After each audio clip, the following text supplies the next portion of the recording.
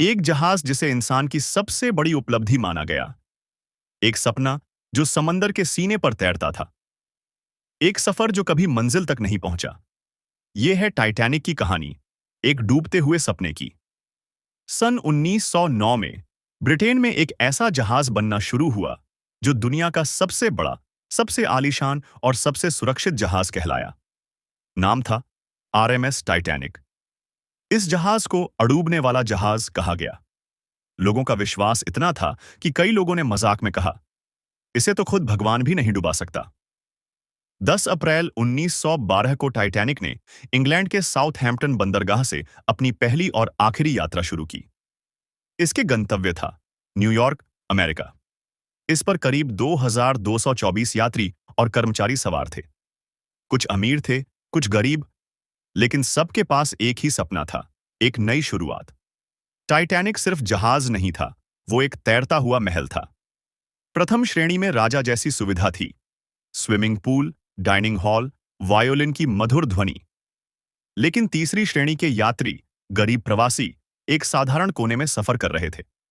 Class का फर्क यहां भी जिंदगी और मौत का कारण बना। 14 अप्रैल की रात। सब कुछ सामान्य लग रहा था, लेकिन अंधेरे समंदर में एक हिमखंड टाइटैनिक की ओर बढ़ रहा था। रात 11:40 एक जोरदार टक्कर हुई। हिमखंड ने जहाज के कई डिब्बों को फाड़ दिया। टाइटैनिक अडूबने वाला नहीं था, लेकिन प्रकृति ने अपनी ताकत दिखा दी। लोगों में चीख पुकार मच गई। लाइफ बोट्स बहुत कम थे, सिर्फ 20। लोगों को वर्ग के आधार पर चढ़ाया गया। पहले प्रथम श्रेणी, फिर महिलाएं और बच्चे।